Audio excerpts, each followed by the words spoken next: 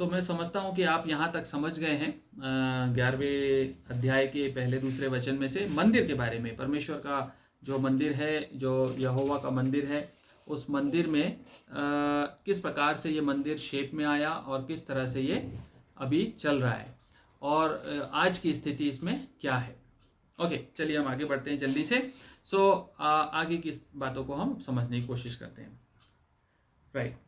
सो यूहन्ना को एक सरकंडा दिया गया नापने के लिए। इसी मंदिर की बात हो रही है। इस मंदिर को नापने के लिए दिया गया और नापने के लिए कहा गया कि मंदिर को नाप, उसकी वेदी, उस मंदिर के अंदर वेदी को नाप और उसमें जो उपासना करने वाले हैं उनको नाप ले और बाहर का आंगन छोड़ दे। बाहर का आंगन छोड़ दे क्योंकि अन्य जातियों को दिया गया है और वे पवित्र नगर को 42 महीने तक रौंदेंगी। पवित्र नगर को 42 महीने। आपको पता है पुराने नियम में जो परमेश्वर का मंदिर था, वो मंदिर के कितने पोर्शन थे? परमेश्वर का जो तंबू था, मिलाप वाला तंबू, वो कितने पोर्शन का था? कितने पोर्शन थे उसमें? 3 पोर्शन हुआ करते थे। एक होता था बाहर का आंगन, एक होता था पवित्र स्थान और एक होता था महापवित्र स्थान। याद है आपको?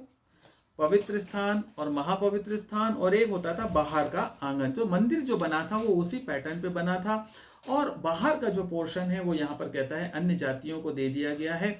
और मत्ती 23वां अध्याय हमको बताता है, मत्ती 23वां अध्याय, यहाँ पर यीशु मसीह ने एक बात कही थी 37 और 38 वचन में। मत्ती 23 उसका 37 और 38 वचन में परमेश्वर ने, यीशु मसीह ने एक बात कही थी 37 और 38 में। हे यरूशलेम, हे यरूशलेम, तू भविष्यवक्ताओं को मार डालता है और जो तेरे पास भेजे गए उन पर पथराव करता है। कितनी बार मैंने चाहा कि जैसे मुर्गी अपने बच्चों को अपने पंखों के नीचे इकट्ठा करती है, वैसे ही मैं भी तेरे बालकों को इकट्ठा कर लूं, परंतु तुमने ना चाहा। देखो, 38वां वचन कहता है, देखो तुम्हारा घर तुम्हारे लिए उजाड़ छोड़ा जाता है। तुम्हारा घर, यहां पर तुम्हारा घर से मतलब क्या है जानते हैं आप? तुम्हारा घर से मतलब है परमेश्वर ने उस नगर को और उस मंदिर को, दोनों को एड्रेस किया। यहां पे परमेश्वर ने, यीशु मसीह ने जब ये बात कही, अभी आप समझ जाएंगे क्या मतलब है इसका। यीशु मसीह ने यहूदियों को कहा तुम्हारा घर तुम्हारे लिए उजाड़ छोड़ा जाता है। इसका मतलब है तुम्हारा घर और तुम्हारा जो ये मंदिर जो तुम जिसके अंदर जाकर मेरी आराधना करते हो, इसको मैं उजाड़ होने के लिए छोड़कर जा रहा हूं। आपको पता है यीशु मसीह इस मंदिर में यहां पर आखिरी बार गया था। यीशु मसीह इसके बाद इस मंदिर में दोबारा कभी नहीं गया। जब वो निकला इस मंदिर से तो उसने इस बात को कहा, इस मंदिर को देखकर कहा कि यह नगर और यह मंदिर तुम्हारे लिए उजाड़ छोड़ के जा रहा हूं। और आपको पता है इसके ठीक पहले जब यीशु मसीह इस मंदिर में गया था तो उसने क्या कहा था? इसके ठीक पहले 1-2 अध्याय पहले यदि आप पढ़ें तो वहां पर यीशु मसीह ने क्या कहा था जानते हैं आप? इस मंदिर को यीशु मसीह ने कहा था यह मेरा घर है, लेकिन यहां पर कहता है यह तुम्हारा घर है। यहूदियों को कह रहा है यह तुम्हारा घर है, लेकिन इससे ठीक पहले 21वें अध्याय में कहता था मेरा घर प्रार्थना का भवन कहलाएगा, लेकिन तुमने इसे डाकुओं की आप देख रहे हैं डिफरेंस, देख रहे हैं? यीशु मसीह इस भवन में, इस घर में इनका राजा, इनका मुक्तिदाता बनकर आया था, लेकिन इन लोगों ने उसको ग्रहण नहीं किया और उसको रिजेक्ट किया।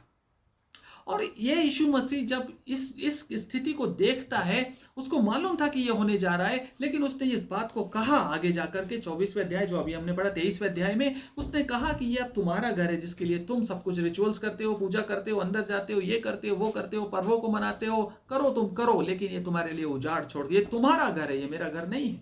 It has nothing to do with me. और उसके बाद परमेश्वर को इस मंदिर से लिटरली कुछ लेना देना नहीं है। इस मंदिर में सीमाओं में परमेश्वर दोबारा नहीं जाने वाला है, लेकिन परमेश्वर यहूदियों को सिखाना चाहता था कि तुमने मुझे ग्रहण नहीं किया। 21वें अध्याय के 13वें वचन में लिखा हुआ है, 21वें अध्याय के 13वें वचन में लिखा हुआ है, और उनसे कहा, लिखा है मेरा घर प्रार्थना का घर कहलाएगा, परंतु तुम उसे डाकुओं की खोप बना देते हो। और दूसरा थिस्सलुनीकियों में एक बात आती है जो यीशु मसीह ने भी कही थी अपनी भविष्यवाणी में। दूसरा थिस्सलुनीकियों के 2 अध्याय के 4 वचन में, दूसरा थिस्सलुनीकियों 2 अध्याय 4 वचन, वहां पर एक बात लिखी हुई है। यदि आप 3 वचन से पढ़ें, 2 थिस्सलुनीकियों 2 अध्याय 3 वचन से, रीति से किसी के धोखे में ना आना, क्योंकि वह दिन ना आएगा जब तक धर्म का त्याग ना हो ले और वह पाप का पुरुष अर्थात विनाश का पुत्र प्रकट ना हो। ये एंटी क्राइस्ट के बारे में है। विनाश का पुत्र प्रकट ना हो, जो विरोध करता है और हर एक से जो ईश्वर या पूज्य कहलाता है अपने आप को बड़ा ठहराता है, यहां तक कि वह परमेश्वर के मंदिर में बैठकर अपने आप को ईश्वर ठहराता है। यहां पर एक भविष्यवाणी हुई थी कि ये जो एंटी क्राइस्ट है वो इस जगह पर रूल करेगा और एक समय ऐसा आएगा जबकि वो खुद इस मंदिर के अंदर, आप समझ रहे हैं ना, यीशु मसीह इस मंदिर में कहता है ये मेरा घर है, जिसको प्रार्थना का घर लिखा हुआ है, प्रार्थना का घर कहलाएगा, परंतु तुमने इसे डाकुओं की खो बना दिया। उसके बाद यीशु मसीह कहता है ये तुम्हारा घर है जो तुम्हारे लिए उजाड़ छोड़ा जा रहा है। थिस्सलुनीकियों कहता है, या थिस्सलुनीकियों की पत्री कहती है कि इस जगह पर जहां पर यीशु मसीह आया और उसको रिजेक्ट कर दिया गया, जिसको एक्सेप्ट नहीं किया गया, इसी जगह पर एक समय विनाश का पुत्र यानी कि एंटी क्राइस्ट इस मंदिर में आएगा और उसको यहूदी लोग रिसीव करेंगे और वो अपने आप को परमेश्वर ठहरा देगा अंदर बैठकर। ये आखिरी के 3.5 साल का वर्णन है, आखिरी के यीशु मसीह के आने से पहले आखिरी 3.5 साल, जिसमें ये अपने आप को स्वयं बैठ जाएगा और इसको लोग ग्रहण करेंगे।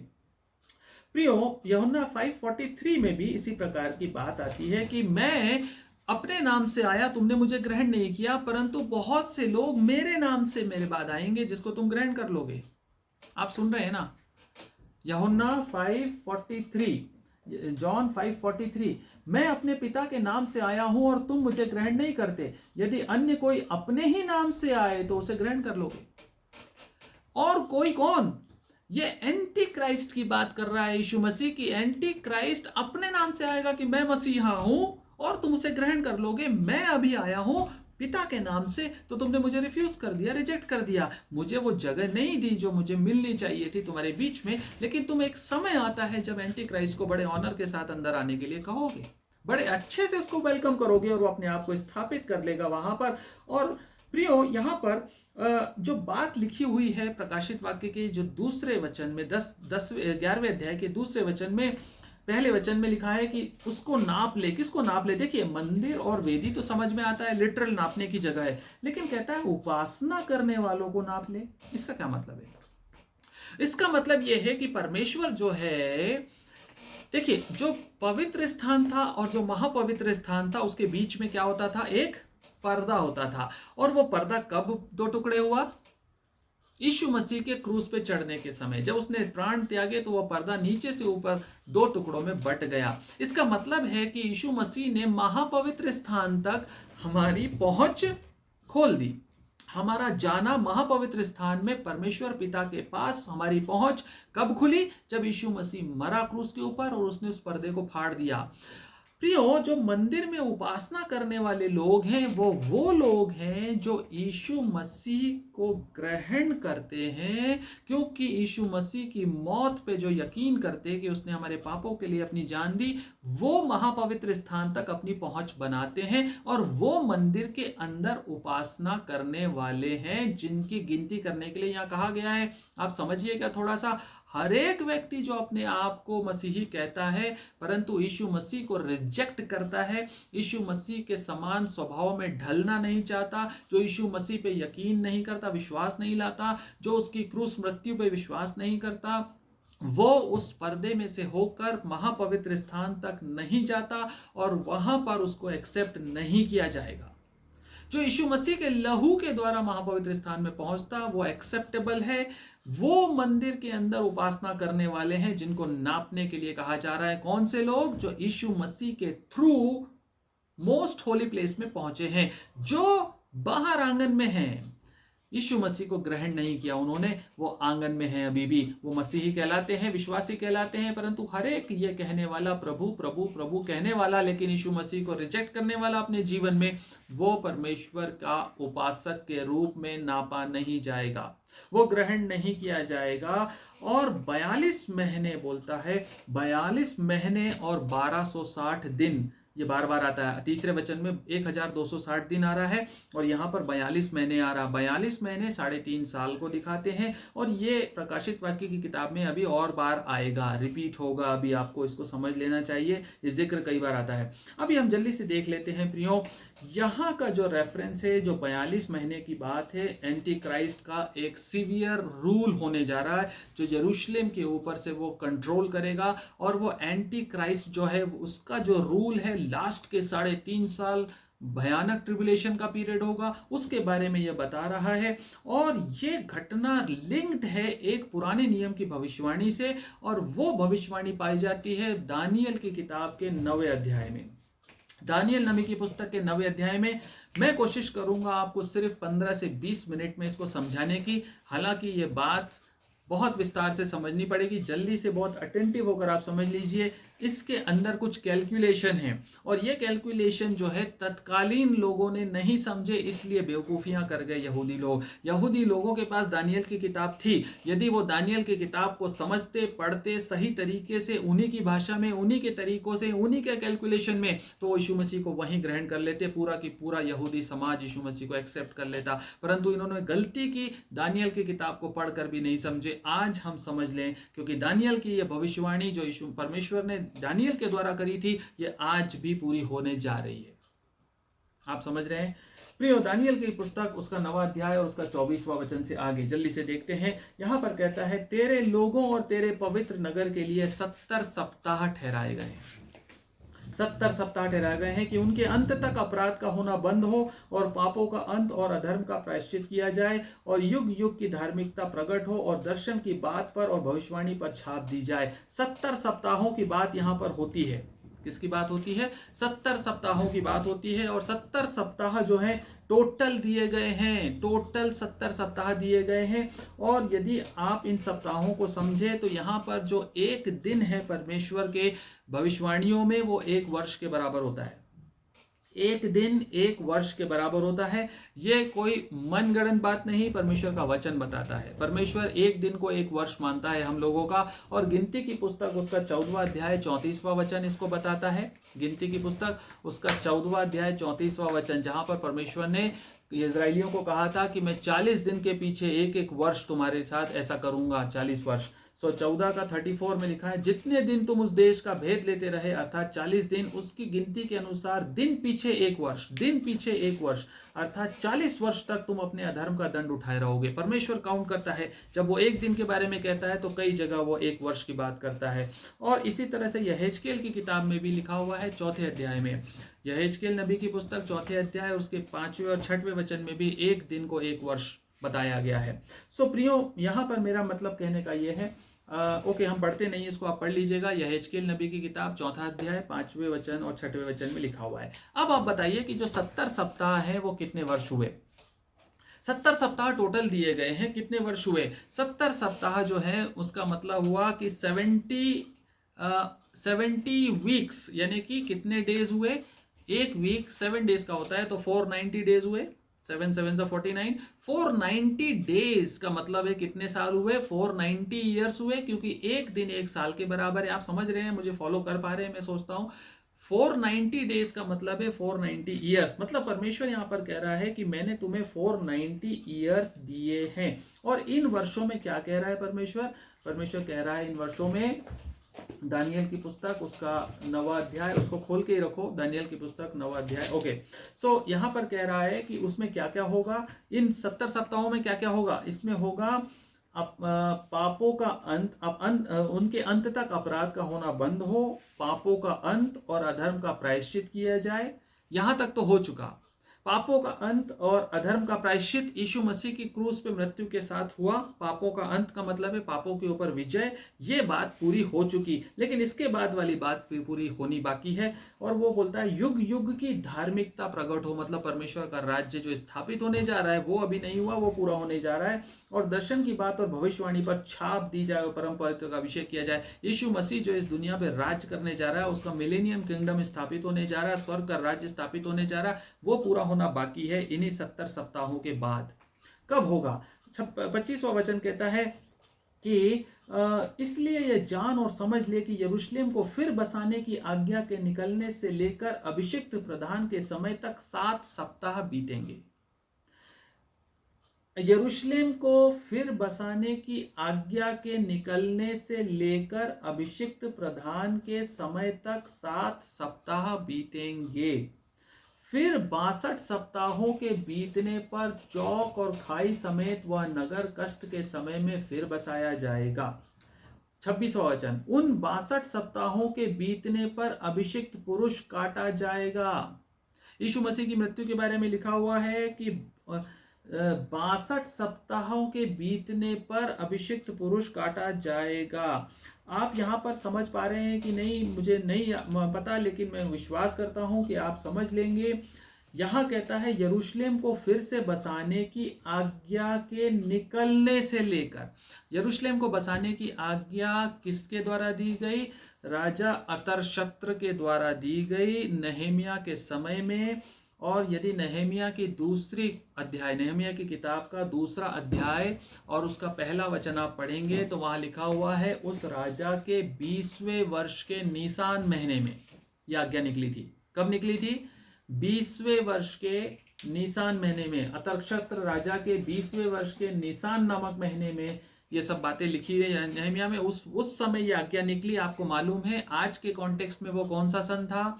वो सन था 446 बीसी। 446 बीसी में यरूशलेम नगर को बसाने की आज्ञा निकली थी। मतलब वहां से ये काउंटिंग शुरू हुई है और वहां से लेके 490 सालों की बात हो रही है, दिए गए हैं। आप समझ रहे हैं, 490 साल दिए गए। अब उसके बाद हमने अभी पढ़ा दानियल की किताब में कि 62 सप्ताह और 7 सप्ताह, कहता है 7 सप्ताह और उसके बाद 62 सप्ताह, है ना? दानियल क्या कहता है? 7 सप्ताह और उसके बाद कहता है 62 सप्ताह। सो कुल मिलाकर कितने सप्ताह हो गए? चलिए बताइए। 62 और 7 कितने हो गए? 69 हो गए ना? 7 सप्ताहों के हो गए 49 ईयर्स और 62 सप्ताहों के हो गए 434 ईयर्स। सो टोटल कितने साल हो गए? 483 ईयर्स। आप समझ रहे हैं कि नहीं समझ रहे हैं ये कैलकुलेशन? 7 सप्ताह बीतने पर नगर बसाया जाएगा, आज्ञा निकलने से लेके 7 सप्ताह तक। उसके बाद 62 सप्ताह और बीतेंगे और हमने अभी पढ़ा 26वें वचन में कि 62 और जब बीतेंगे तो अभिषिक्त पुरुष काटा जाएगा। मतलब कितने साल हुए? 7 सप्ताह और 62 सप्ताह, 69 सप्ताह हो गए। 70 में से 69 सप्ताह, 69 सप्ताह को यदि आप 7 से मल्टीप्लाई करें तो आता है 483 ईयर्स। मतलब एक दिन एक ईयर के बराबर है। सो 483 ईयर्स। जो भविष्यवाणी के साल होते हैं, बाइबल की भविष्यवाणियों के जो वर्ष होते हैं वो 360 डेज के वर्ष होते हैं। इजरायली कैलेंडर, यहूदी कैलेंडर के हिसाब से एक साल 360 दिन का होता है। यदि इनको हम 365 डेज जो हम फॉलो करते हैं BC AD में आजकल, 365 में यदि कन्वर्ट करें तो ये साल 483 नहीं रहते, 476 ईयर्स हो जाते हैं। 69 वीक्स का मतलब है, हमारे भाषा में सोलर कैलेंडर बोलते हैं इसको, सोलर कैलेंडर के अनुसार 476 ईयर्स होते हैं। अभी आपने देखा कौन से साल में आज्ञा निकली थी? 446 BC में। 476 ईयर्स बाद अगर आप चलते चलते चलते चलते आएंगे तो 446 ईयर्स BC के जब खत्म होते हैं तो 0 हो जाता है और 30 ईयर्स AD में चलते हैं तो 476 ईयर्स हो जाते हैं। 30 AD में अभिषिक्त पुरुष काटा गया। हेलो, 30 AD में अभिषिक्त पुरुष काट दिया गया। यीशु मसीह का क्रूसिफिकेशन 30 AD में किया गया था। दानियल की यह भविष्यवाणी डिक्टो लिटरली फुलफिल हुई है 30 AD में। यहूदी लोग यदि इस भविष्यवाणी को समझते, पढ़ते, समझ पाते, अपने कैलेंडर, अपनी भाषा के हिसाब से इंटरप्रेट करते तो समझ जाते कि यह दानियल नबी की किताब में जिस अभिषिक्त पुरुष का वर्णन लिखा है वो यही है जो मारा जा रहा है इस समय। और ये परमेश्वर का अभिषिक्त है। ये मुझे हम सब हमारे पापों के लिए मरने के लिए आया है। और 30 एडी में जब वो मारा गया तो आगे क्या लिखा है दानियल 9:26 में, अभिषिक्त पुरुष काटा जाएगा और उसके हाथ कुछ ना लगेगा, उसके हाथ कुछ ना लगेगा। और आने वाले प्रधान की उसके हाथ कुछ ना लगेगा, उसके हाथ कुछ नहीं लगा। आपको पता है ना, उसको मनुष्यों का भी, आयजाया 53 में लिखा हुआ है, वो मनुष्यों का भी त्यागा हुआ था और परमेश्वर का भी त्यागा हुआ था। यीशु मसीह ने इस क्रूस पे क्या कहा था, हे मेरे परमेश्वर तूने मुझे क्यों छोड़ दिया, क्यों त्याग दिया। वो सबका त्यागा हुआ था। यहां कहता उसके हाथ कुछ ना लगेगा। 30 एडी में जो अभिषिक्त पुरुष काटा गया, मारा गया, बलिदान किया गया, उसके हाथ कुछ नहीं लगा जब वो मरा। मनुष्यों ने भी त्याग दिया और उसके पिता ने भी त्याग दिया, उसके हाथ कुछ नहीं था, कुछ नहीं था। वो पापों पे जयवंत होके मारा गया, लेकिन वो यहां से दुनिया के दृष्टिकोण से सबका त्यागा हुआ था, सबका छोड़ा हुआ था। और कहता है और आने वाले प्रधान की प्रजा, हेलो, आने वाले, अभिषिक्त पुरुष तो मर गया, आने वाले प्रधान की, कौन सा प्रधान है, ये प्रधान है आपका mister anti Christ. Mister anti Christ की प्रजा, मिस्टर एंटी क्राइस्ट के फॉलोअर्स, मिस्टर एंटी क्राइस्ट की आर्मी, ये नगर और पवित्र स्थान को नष्ट तो करेगी, परंतु उस प्रधान का अंत ऐसा होगा जैसा बाढ़ से होता है, तो भी उसके अंत तक लड़ाई होती रहेगी, क्योंकि उसका उजड़ जाना निश्चय ठान लिया गया है। ये एंटी क्राइस्ट का वर्णन यहाँ पे आता है कि ये ठान लिया गया है। यहां पर समझने के लिए एक बात आपको बता दूं, इंपॉर्टेंट बात। आपने अभी तक देखा 70 सप्ताह दिए गए हैं, 69 सप्ताह निकल गए। 69 सप्ताह के बाद यीशु मसीह काट डाला गया। उसके बाद बीच में 2000 साल का चर्च एज आती है। 2000 साल की कलीसिया का अनुग्रह का काल बीच में आता है। यहां पर एक गैप है, और जब ये 2000 साल खत्म होंगे तब आखिरी हफ्ता शुरू हो जाएगा। हेलो, आप समझ पा रहे हैं कि नहीं? 483 ईयर्स जो 360 डेज के हिसाब से होते हैं, 483 ईयर्स खत्म हो चुके यीशु मसीह की मौत पे 30 एडी में। उसके बाद 2000 साल का कलीसिया का युग चल रहा है। यदि आप इसको 2000 ही मान ले, मुझे नहीं पता कि परमेश्वर कितने दिन तक कलीसिया को रखेगा और कब उसको उठा लेगा, कब कलीसिया का जो चर्च एज है खत्म होगी, एग्जैक्टली किसी को नहीं पता रैप्चर कब होगा। यदि हम 2000 साल ही मान लें तो 30 एडी में यीशु मसीह मरा, और 2000 साल निकलने के बाद कौन सा साल आता है? 2030। 2030 को यदि हम मोटा मोटा मान लें तो 2030 में अगर रैप्चर हो जाता है तो उसके बाद आपका मिस्टर एंटी क्राइस्ट का आखिरी हफ्ता शुरू हो जाता है। और यह आखिरी हफ्ता जो है, यह आखिरी हफ्ता मतलब 7 साल, 7 दिन मतलब 7 साल। और इसके बारे में आगे लिखा हुआ है, वह प्रधान, देखिए 27वां वचन 9:27, वह प्रधान एक सप्ताह के लिए बहुतों के संग दृढ़ वाचा बांधेगा। एक पीस एग्रीमेंट करेगा एंटी क्राइस्ट, दृढ़ वाचा बांधेगा, परंतु एक सप्ताह के लिए बांधेगा, 7 साल के लिए बोलेगा, 7 ईयर्स पीस एग्रीमेंट करेगा वो, कि मैं सब कुछ शांत रखूंगा, कोई लड़ाई नहीं होने दूंगा, कुछ नहीं होने दूंगा, मेरे रहते हुए घबराने की जरूरत नहीं, मैं आपका मसीहा हूं, मैं आपको शांति दूंगा, मैं आपके लिए सब कुछ प्रोवाइड करूंगा, आप केवल शांति से रहो, मेरी बातें मानो, बाकी सब भूल जाओ, सब कुछ व्यर्थ है, कोई प्रॉब्लम नहीं, मैं हूं ना, मैं हूं। और वो एग्रीमेंट करेगा। और मजे की बात है, जैसा यीशु मसीह ने कहा कि मैं तो अपने पिता के नाम से तुम्हारे पास आया, तुमने रिफ्यूज किया, लेकिन एंटी क्राइस्ट जब ये पीस एग्रीमेंट सामने रखेगा तो उसको वेलकम किया जाएगा, हाथों हाथ लिया जाएगा, और यहूदी लोग उस एग्रीमेंट पे साइन करेंगे। इजराइल अलाउ करेगा एंटी क्राइस्ट को अपने आप। और लिखता है एक सप्ताह के लिए बहुतों के संग दृढ़ वाचा लिखता, मतलब मजबूत एग्रीमेंट। ऐसा एग्रीमेंट की कंडीशंस होंगी कि कोई ज्यू, इजराइल का कोई बंदा ये सोच नहीं पाएगा कि आगे क्या होने जा रहा है। और 7 ईयर्स की एग्रीमेंट होगी, लेकिन आधे ही सप्ताह के बीतने पर, 3.5 साल 42 महीने के बीतने पर ही वह मेल बलि और अन्न बलि को बंद करेगा। मेल बलि और अन्न बलि को बंद करेगा और कंगूरे पर उजाड़ने वाली घृणित वस्तु दिखाई देगी और निश्चय ही ठनी हुई बात के समाप्त होने तक परमेश्वर का क्रोध उजाड़ने वाले पर पड़ा रहेगा। आप समझ पा रहे हैं क्या होगा? 3.5 साल, 7 साल का एग्रीमेंट है, लेकिन 3.5 साल होते ही वह क्या करेगा?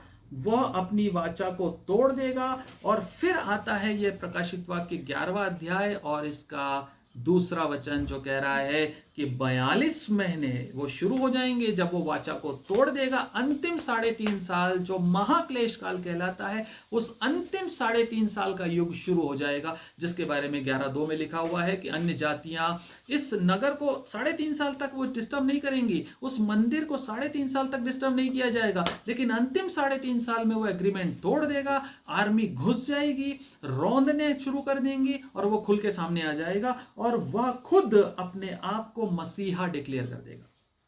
अंतिम 42 महीने 1260 दिन एंटी क्राइस्ट अपने आप को मसीहा डिक्लेयर कर देगा। वो खुल के कह देगा कि मेरे अलावा यदि किसी को माना तो गर्दन कटवाने को तैयार रहो, मैं ही मसीहा हूं और ये मंदिर मेरा है।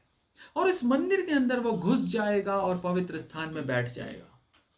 इस महापवित्र स्थान में घुसकर बैठते ही उजाड़ने वाली घृणित वस्तु जैसे ही वहां बैठेगी, वैसे ही यीशु मसीह का द्वितीय आगमन हो जाएगा। मत्ती 24:15, मत्ती की सुसमाचार के 24वें अध्याय के 15वें वचन में जब लोगों ने पूछा कि तेरे आगमन का समय क्या होगा और तू कब ये बातें पूरी होंगी, तो उसने कहा 24:15 मत्ती में कहा, इसलिए जब तुम उस उजाड़ने वाली घृणित वस्तु को जिसकी चर्चा दानियल भविष्यवक्ता के द्वारा हुई थी, हम दानियल ही तो पढ़ रहे हैं, जिसकी चर्चा दानियल भविष्यवक्ता के द्वारा हुई थी, पवित्र स्थान में खड़ी हुई देखो, और ब्रैकेट में लिखा है जो पढ़े वो समझे। जब वो घृणित वस्तु 3.5 साल का अंतिम पीरियड में वो लास्ट का काम यह होगा कि वो घुस जाएगा मंदिर में, परमेश्वर के पवित्र मंदिर को अपवित्र कर देगा और घृणित वस्तु के रूप में जाकर विराजमान होगा, और उधर से आकाश पे बादलों पे आप यीशु मसीह को आते हुए देखेंगे और न्याय करने के लिए वो वहां पर उतरने वाला है।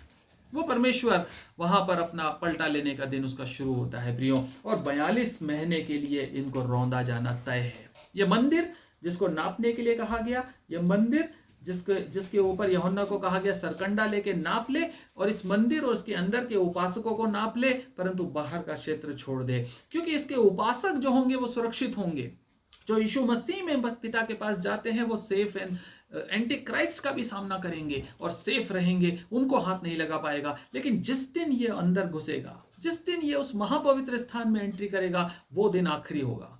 वो दिन परमेश्वर की विलंब से क्रोध करने की समाप्ति होगी और क्रोध की शुरुआत होगी, अनुग्रह खत्म, और परमेश्वर का जो समय है जो देने का, रिपेंटेंस का, मन फिराव को, वो सब कुछ खत्म होने जा रहा, और वहां परमेश्वर का कोप और पलटा लेने का दिन शुरू, और एंटी क्राइस्ट का वाइंड अप होना शुरू होगा वहां पर जाकर के। वहां तक जो है कलीसिया को भी ये सब कुछ झेलना होगा। एक बड़ी इंपॉर्टेंट बात यहाँ पर आप समझ सकते हैं यदि आप थोड़ा सा इसको एक्सप्लोर करें, समझें। आप देख रहे हैं यहाँ पर क्या हो रहा है। यहाँ पर एंटी क्राइस्ट जो है, मैं आपको पहले भी बताया शुरू से, एंटी क्राइस्ट जो है वो क्राइस्ट को लिटरली इमिटेट करता है, लिटरली इमिटेट करके धोखा देगा आपको। आप देख रहे हैं यहाँ पे कितना टाइम ले रहा है एंटी क्राइस्ट, 3.5 साल। 3.5 साल वो अपने आप को मसीहा डिक्लेयर करेगा। यीशु मसीह ने कितने साल मिनिस्ट्री की थी? 3.5 साल। यीशु मसीह ने 3.5 साल दुनिया में सेवकाई की थी। एंटी क्राइस्ट भी ठीक 3.5 साल सेवकाई करेगा दुनिया की ठीक 3.5 साल मसीहा बन के रहेगा इस दुनिया में, और अच्छे अच्छे विश्वास से बहक जाएंगे, बोलेंगे यार ये वही है, ये वही मसीहा है जो आने वाला था, यही है, मान लो इसको। और उसको ऐसा, हम पढ़ेंगे आगे प्रकाशन में, ऐसे ऐसे अधिकार दिए जाएंगे, वो ऐसे ऐसे चमत्कार करेगा, ऐसे ऐसे लक्षण चिन्ह और चमत्कार करेगा, यहां तक कि मुर्दों में जान डालने का भी अधिकार दे दिया जाएगा। और जो मसीह की गवाही के लिए खड़े हैं उनकी गर्दन काटने का भी अधिकार दे दिया जाएगा। ऐसे अधिकारों को देखकर अच्छे अच्छे विश्वास से बहक जाएंगे। अन्य जातियां 42 महीने तक इस मंदिर के बाहर के आंगनों को और नगर को ट्रैम्पल्ड करेंगी, अंडरफुट रौंद देंगी, कुचल के रख देंगी। ये यरूशलेम और ये इज़राइल, ये परमेश्वर के आने के यीशु मसीह के आने के पहले का पूरा संकेत है प्रियो। और यहाँ पर आप देखते हैं कि इस धोखे में ना आना, क्योंकि जो भी एवरी पॉसिबल वे है उसमें एंटी क्राइस्ट को इमिटेट करने जा रहा है। उसी सफेद वस्त्र पे, उसी सफेद घोड़े पर, उसी पीस की बात करेगा, उसी शांति की बात करेगा, उसी मुक्ति की बात करेगा, उसी छुटकारे की बात करेगा, लेकिन छुपा हुआ शैतान उसके अंदर का होगा, जो आखिरी के 3.5 साल में दिखाई देगा। पहले के 3.5 साल में अच्छे अच्छे चीट हो जाएंगे, अच्छे अच्छे बहक जाएंगे। इसलिए ये वचन हमको दिया गया प्रियो कि हम इसकी चीटिंग में ना आए, हम इसके बहकावे में ना आए। जो कैलकुलेशन आपको समझाया गया, मैं उम्मीद करता हूँ, विश्वास करता हूँ कि आप समझ गए होंगे दानियल 9 में जो लिखा हुआ है प्रियो। ये दानियल 9 बहुत इंपॉर्टेंट है, बहुत इंपॉर्टेंट है। और सो मैं समझता हूँ कि यहाँ तक आप लोग समझ गए कि किस प्रकार से ये दानियल नबी की किताब में जो 70 सप्ताह हैं इनका क्या मतलब है। सो इन चीज़ों को समझते हुए आप देख सकते हैं कि पीछे इतिहास में क्या हुआ है। परमेश्वर का वचन परफेक्ट और फूल प्रूफ है, कोई भी बात ऐसी नहीं है जो पूरी ना हो। गलती यहूदियों ने की जो समझे नहीं दानियल की किताब को। आज परमेश्वर ने अनुग्रह दिया कि हम समझ पाए हैं। हम भी आज समझने का दावा कर सकते हैं, लेकिन एंटी क्राइस्ट जब प्रकट होगा आखिरी सप्ताह, जैसे ये चर्च एज खत्म होगी, जैसे अनुग्रह का समय खत्म होगा और एंटी क्राइस्ट का पदार्पण होगा, प्रकट होगा, उस समय बहकावा और धोखा और भ्रम होगा चारों तरफ। और इस भ्रम में शुरुआती 3.5 साल में बहुत से लोग सरेंडर कर देंगे, बहुत से लोग चीटेड हो जाएंगे, बहुत से लोग भ्रम में पड़ जाएंगे, क्योंकि बहुत से लोग ने मिस्ट्री ऑफ अनगॉडलीनेस, जो हमने पिछली बार समझा था, अभक्ति का भेद, उसको स्वीकार किया और भक्ति के भेद को रिजेक्ट किया। जिन्होंने सत्य से प्रीति नहीं की, जिन्होंने अधर्म से प्रीति की, उनको परमेश्वर बहकाने वाली आत्माओं के हाथ में छोड़ देगा ये 3.5 साल शुरू के। और आखिरी 3.5 साल जिसमें कि एकदम बिल्कुल ब्लैक एंड व्हाइट में क्लियर होगा कि ये जो सामने खड़ा है ये एंटी क्राइस्ट है। और उस समय अपने विश्वास के लिए जिसको जान देनी होगी वो जान देगा, जिसको परमेश्वर अनुग्रह देगा कि वो अपने आप को स्थिर रख सके वो स्थिर रखेगा। और मंदिर में एंटर होते ही, शैतान के, एंटी क्राइस्ट के मंदिर में घुसते ही अंतिम तुरी फूकी जाएगी और यीशु मसीह का आगमन हो जाएगा। सो ये घटनाएं हमें इन सब बातों को सिखाती हैं। सो मैं विश्वास करता हूं कि आप इन बातों को समझ गए होंगे और बाकी चीज़ों को समझने के लिए आगे परमेश्वर आपकी सहायता करे। और इसको पढ़ते रहिए। आने वाले जो पोर्शन है बहुत इंटरेस्टिंग और बहुत इंपॉर्टेंट है, इसको पूरे ध्यान से सुने और पढ़ते रहें, ताकि हम परमेश्वर के वचन को अच्छे से समझ सकें और तैयार हो सकें अंतिम दिनों के लिए। सो परमेश्वर का धन्यवाद इन वचनों के लिए।